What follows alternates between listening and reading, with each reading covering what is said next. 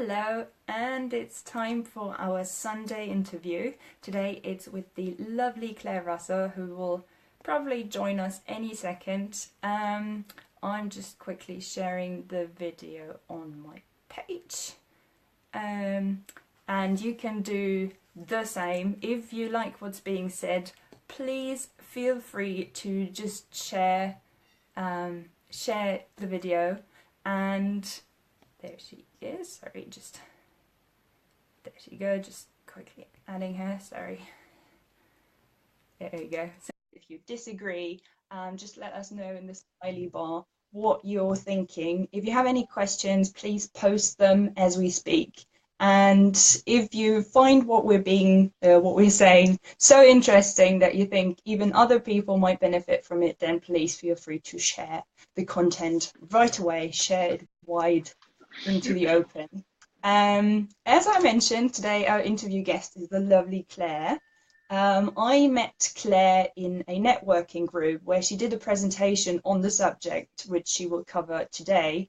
And because I have my personal connections to the subject as well, I thought it can't just be me, and there must be other people out there that, even though it is a subject that we don't really like to talk about, but it's definitely information that I'm sure other people will benefit from as well. So I asked her if she would join us, and she said yes, which is very nice. And with that, welcome to our group, Claire. How are you? I'm really good, thank you, Claudia. And it's working, so that's really good, isn't it? It is The technology is working, yes. working. Yeah, I'm really good, and thank you so much for inviting me to come along and do this. It's well, as you know, we've talked about this. This is something that I'm quite passionate about, just getting the message out there really, and getting people talking a bit more. So thank you for giving me the chance to come on and do this. Cool, so we'll cover that in a second, but why don't you, so I already said how we met, but why don't you introduce yourself to our viewers as well? Thank you. Yes, I will. So yeah, we met through a networking group that we're both members of. My name's Claire Russell, obviously, for those of you that don't know me. And I've been running businesses predominantly in the financial services sector for almost 20 years now. Latterly, in the last couple of years, I have started to do sort of more coaching and mentoring work. And I also do some volunteering with the Samaritans, and that's something that's a really, really important part of my life. Okay. And in our quick preview earlier, you mentioned, or you were talking a lot about suicide and mental health issues. Why do you feel so strongly about getting these subjects that are like almost taboo subjects out into the open?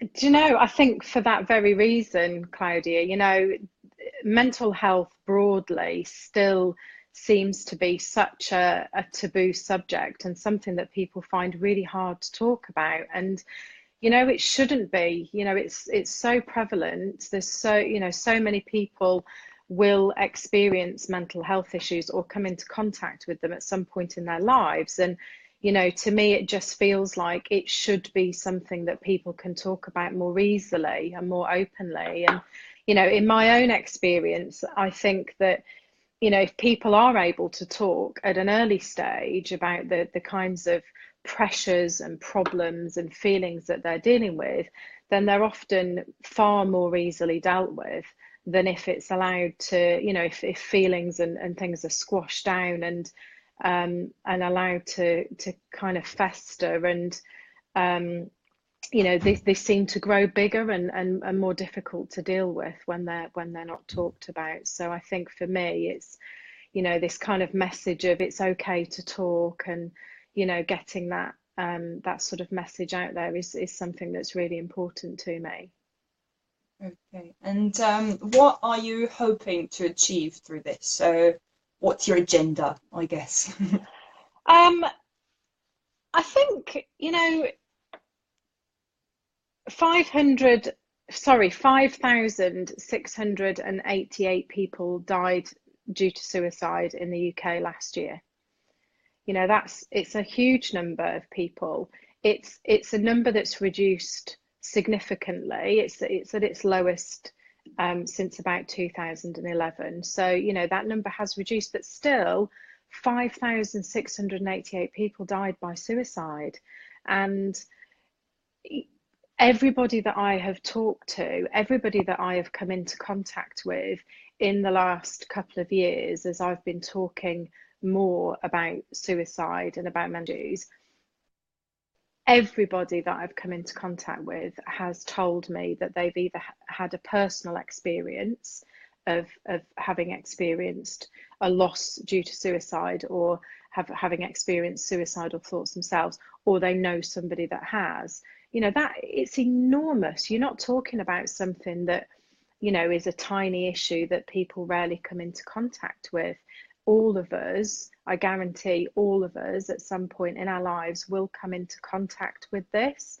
And so my agenda is quite simply just to make it something that is more readily talked about, that people feel more comfortable talking about, you know, not just in a personal setting, but in a business setting as well. You know, a lot of the people that I've talked to about this, I've come into contact with through business networking circles. And, you know, a lot of these people that I'm talking to are self-employed business owners. And I think it seems to be particularly prevalent. Those kind of issues of loneliness and isolation seem to be particularly prevalent amongst people that are working for themselves, and, you know, often are at home on their own a lot, and that kind of thing. And so I just want people to be able to talk more openly about these kinds of problems, and know where to go if they need help and support. Yeah, yeah, and then I guess just to follow up on this, because the self-employed, you're constantly, you know, you can't really be sure where your next money's coming from, and you have those constant worries about money, and then you might have a family that relies on you. And yeah, there's just an immense amount of pressure on self-employed people in particular.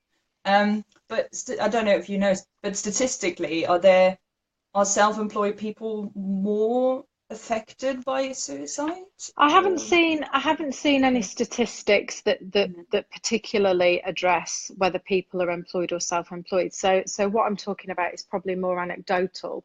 But, you know, I've come into contact with hundreds of people that I've talked to in particular within the last 12 months. And, you know, a large percentage of those people were self-employed. And I think when you look at the kind of problems that typically people often do talk about when they are having those kinds of very dark thoughts, typically those problems are often things around money and finance and financial pressure, and, you know, the pressure of business, and feeling lonely and feeling isolated, and a lot of those qualities, a lot of those things are present in the lives of people that are self-employed. So I think, you know, certainly anecdotally, I feel that there's a lot of people that that are self-employed that are facing those problems. I'm not saying that it's limited to people that are self-employed at all, by the way, because obviously it affects everybody. You know, it's not, and I think that's a really important thing for people to recognize. You know, it's not, there's not something wrong with you if you're having problems like this. You know, you're not you're not damaged or broken, or it's just something that sometimes people go through. And it's not, it doesn't matter whether you're in a particular kind of job or environment, or a particular kind of person. You know, it's something that can affect absolutely anybody at all. It's pretty indiscriminate in that way. Yeah. And so if there are any viewers out there that maybe have someone in their life, a friend or family member, that they're maybe a bit worried about, is there any advice you would give them? How do you approach a subject like that? I think the really important thing is just to make sure that, you know, if there's somebody that you're connected with, whether that's a friend or a family member or somebody you know through business or networking, it's just try and create the space for them to be able to talk. you know, pick the phone up, ask them if they're okay.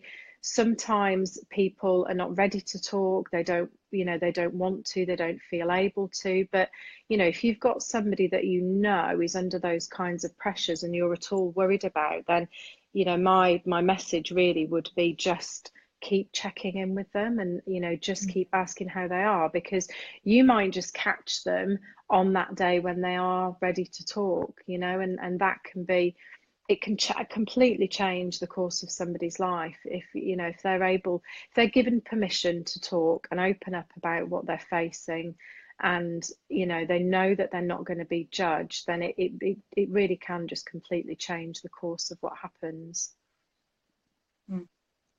Yeah, I guess it's just, and as you touched on that very briefly as well, because you feel alone so often, and you feel if you are in this situation, you're like, nobody understands me, I'm all alone. So just knowing that someone is there that checks on them and says, "Ah, come on, let's just go out and have a cup of tea or something," Yeah, is, I guess, absolutely. is And really knowing that you're not alone in having a problem like this as well, you know, I think that if you're in that place where you're feeling very low and you're struggling to see a positive future, and you know, you're overwhelmed with the problems that you're dealing with, that alone can be very isolating, because it can feel very much like it's just you that's dealing with those sorts of problems. And the reality is it's not, you know. There are so many people that are having those sorts of problems, and there are great resources out there, you know.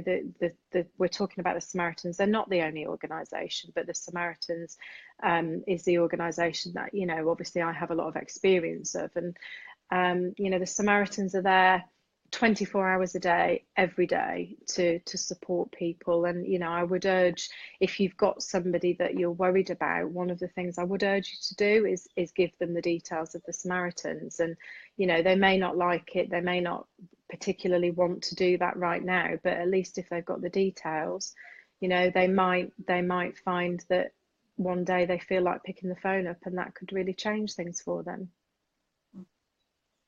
And you just mentioned it, you do a lot of volunteer work around the subject. And what is it exactly that you do? And can anyone do it? Do you need any skills or any special skills or qualifications in the field?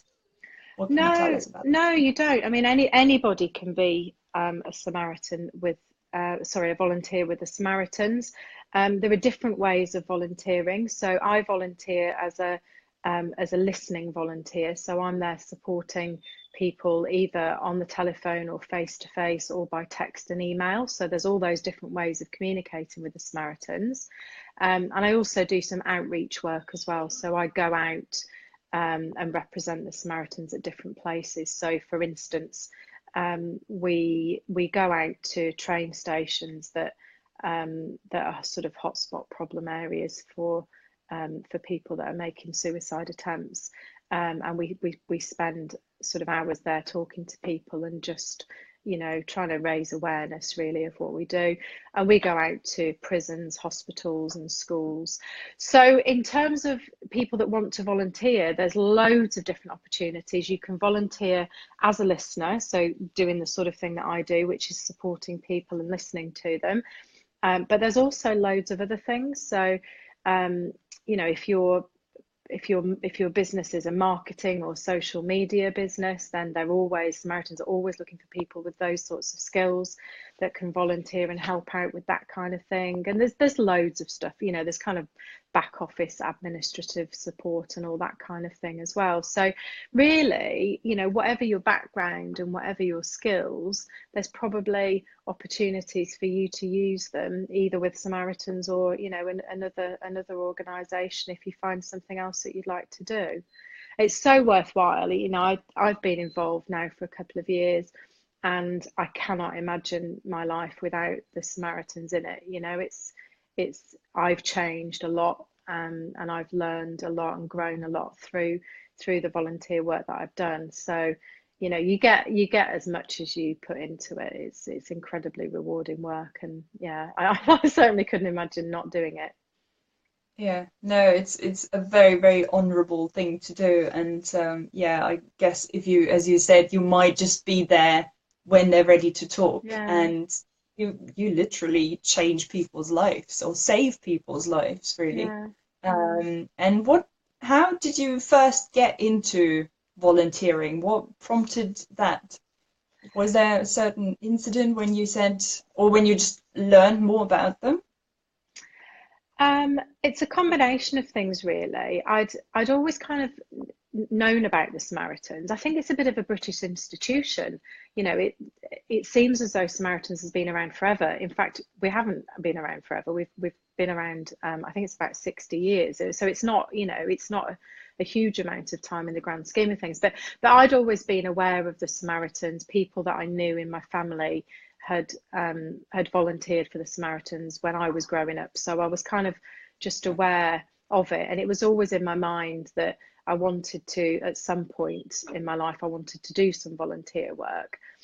And then I went through, a couple of years ago, I went through a period of time where I experienced some mental health issues, and I reached a pretty low place during that time. And you know, I was lucky. I had people around me that recognised that and that gave me the support and the help and the love that I needed. And you know, I sort of came through the other side of that. But I was very aware that not everybody does have that. You know, not everybody has people around them that they can lean on and talk to, and that, you know, are, are there and watching and see what's going on. And so that was the thing that prompted me really to then do something about it. And so I went and inquired with my local branch of Samaritans, and as it happened, they were running a selection process. So I went through the selection process, did all of the training, and the training is just phenomenal. You learn so much when you do the training. And then I started volunteering in my local branch's call centre after that. And yeah, I just can't imagine not doing it now. You know, it's just become a part of my life, really. You know, I wouldn't want to not be doing it. Yeah.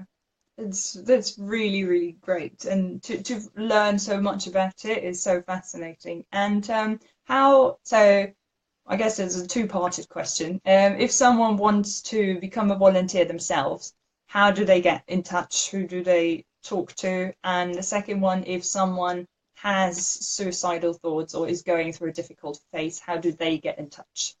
Okay, so the if you go onto the Samaritans website, and I'm checking the website address so I don't get it wrong. So it's samaritans.org is the Samaritans website. And if you just go into there's a section called Volunteer with Us, and it will tell you there where your local branch is, and you'll be able to contact the branch, and they'll then tell you about their selection process. And normally, I think that happens a couple of times a year, and you go along, and there's an information evening, and then you, if you want to sort of go through the selection process, you'll be invited to come along to the selection process. And then in terms of contacting the Samaritans, the local branches have a local telephone number, but we also released a free phone number, which I'm just trying to find as I'm speaking to you. I should remember it really, shouldn't I? But Okay, I will I put think that it's into I think it's 116123. I'm just checking that, but it's a free phone telephone number, and you can also send text and emails if you don't feel comfortable to talk in person. okay. And that's something that's increased. That's increased massively over the last 6 months. We now receive thousands and thousands of texts and emails. So it's a really good way for people to communicate who kind of don't really feel comfortable to talk on the telephone. So yeah, the free phone number is 116123, and that will take you. I'll put a link in the thread Okay, as well. okay.